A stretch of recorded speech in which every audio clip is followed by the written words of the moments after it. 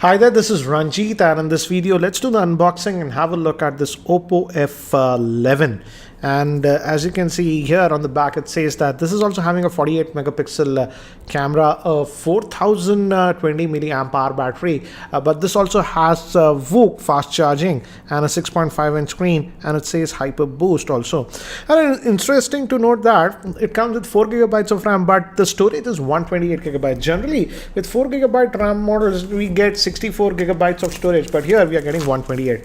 And guys, the pricing of this phone will be 17,990, and online it will be sold via Amazon. I'll leave the link. This comes out and it just says Oppo over here.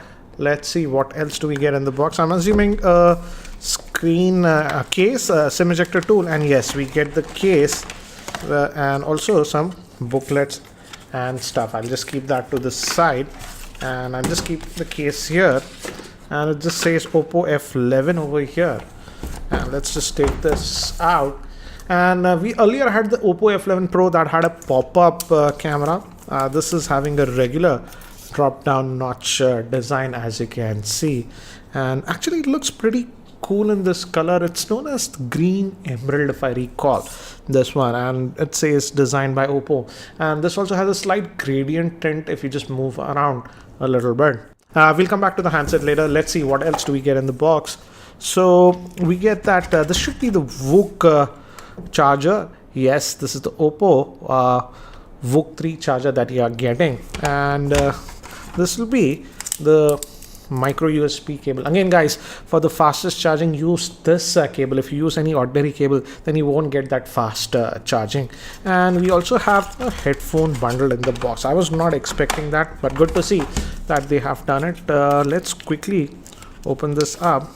And this is the standard earphones that we get with Oppo devices. They look like earpods, so this is how it is.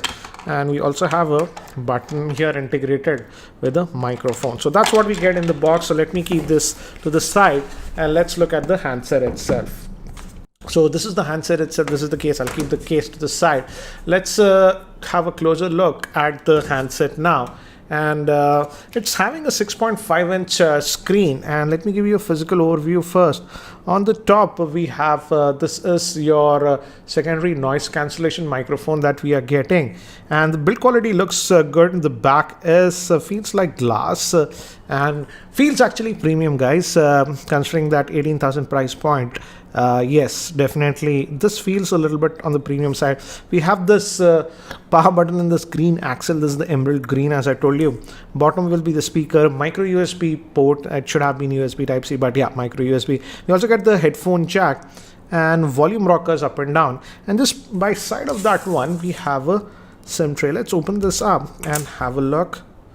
So guys, this is a hybrid solution, but again I won't complain too much because the internal storage is 128 gigabytes. So this is what we get on this. So let's just, I believe up to 256 gigabytes of micro SD card you can put. And on the back we have the dual camera fingerprint scanner. So let me do one thing, guys. Let me just power this on, and by the time it actually boots up and I set it up, let me give you a configuration overview. This Oppo F11 is having a 6.5-inch Full HD Plus screen. It is produced by Gorilla Glass 5. It's powered by the MediaTek Helio P70 chipset, which is an octa-core chipset clocked at 1.2 GHz. It has 4 gigabytes of RAM, 128 gigabytes of internal storage. Moving to the camera, it's a dual rear-facing camera. The main camera is a 48 megapixel with f1.7 lens, and secondary camera is a 5 megapixel for depth. Moving to the front-facing camera, it's a 16 megapixel with f2.0. It also has a 4020 milliamp hour battery with the VOOC 3 fast charging. So guys, I've just finished setting up this device. So this comes with Color OS 6. So we also have the app tray over here, as you can see, and there are quite a bit of apps that are pre-installed also. Let's see if we can uninstall some of them. Yes, you can uninstall some of the preloaded apps that you have. So there are some preloaded junk, but yeah, you can uninstall that. And it is interesting to see that they gave 128 gigabytes of storage on this. So typical Color OS UI, and already found a lot of updates and stuff. So quick toggles over here. Let's see under the hood, what do we get if we go to about the phone. Obviously it's running on Android Pie, that's Android 9, so nice. And let's just get out of this. And out of that 128 gigabytes, guys, you'll roughly get about 105 gigabytes of space free. Again, storage should not be an issue with this phone. So that's regarding the storage that we have. Let's just go back. And this is typical color OS that you might have seen in other Oppo devices. That's the same that you have over here. And left, you have that smart assistant. And the screen quality is good. It's a full HD plus 6.5-inch screen with that, water drop notch design that you are getting. Also, let's look at the fingerprint scanner on this one.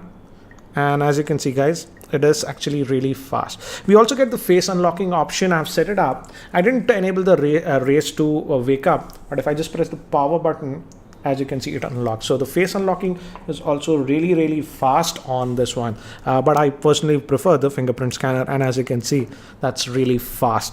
So yes, definitely a big device. But now let's also look at the camera, because generally cameras on Oppo phone are the thing. So let's look at it. It has that 48 megapixel main camera with f1.7, and secondary is that 5 megapixel. So let's look at it. And let's just say okay. So this is a typical Oppo interface that you're finding, photo mode, portrait, video mode, and all these things. And we also have 1x and 2x option. So this is digital zoom, but that's 48 megapixel. It's able to easily get in all that data. And we also have the portrait mode. Again, I'll test the portrait mode on human subjects. I'll show you samples later on. But let's also look at the front-facing camera. That's also generally good. And as you can see, it's auto detecting my face, and it has this beauty mode by on. I generally don't like that, so let me disable. And also we have the portrait mode on that also. It says that it has that AI beauty, and you can adjust it. I'll disable it. But as you can see, the shutter speed is actually fast on this one. Let me show you again. This is the portrait. It's really fast in processing the photos. Instantly it's coming. So let me do one thing, guys. Let me actually take some sample shots with this one so that you get a better idea. So these were taken with the rear facing camera of this Oppo F11, and as you can see, outdoor shots came out really good. And even for macro close-up shots, it was doing a very good job. As you can see, you got that natural background blur, and the pictures were sharp. Now moving to colors, the colors were also accurate, as you can see, even the sky colors. So in terms of color reproduction, it was good. These were taken in semi-indoor conditions, and this was sort of artificial lighting conditions, and this was in completely artificial lighting conditions. And here also I feel it did actually a pretty good job, considering that this was taken in completely indoor lighting conditions. Now moving to human subjects, this was taken in the normal mode, and this was taken in the portrait mode. It lights up the picture in the portrait mode a little bit. Again, this was taken in the normal shot, and this was taken in the portrait mode. One more example, this was taken in the normal mode, and this was taken in the portrait mode. Now moving to selfies, again, as expected, it's Oppo phone, so the selfies came out to be really good, and as you can see, they are very sharp in terms of clarity. Now this is the bokeh mode enabled with the front facing camera, and I feel the blur is slightly aggressive, but pictures look good. These were taken in indoor lighting conditions and completely artificial lighting conditions, and here also the camera performed actually much better than what I expected. And these were taken in the portrait mode with the rear facing camera, and as you can see, it did a good job. Now moving to selfies in indoor artificial lighting conditions, here also again it did actually a very good job, as you can see, and these were taken with the portrait mode enabled with the front facing camera in artificial lighting conditions. So nevertheless, to say, camera is a highlighting strength of this device. I have tested a lot of phones with 48 megapixel rear facing camera, but here definitely camera is a standout. So what do you guys think about this Oppo F11? Do let me know in the comment section below. That's it for now for this video. Thanks for watching. This is Ranjit, and I hope to see you in my next video. Take care, guys.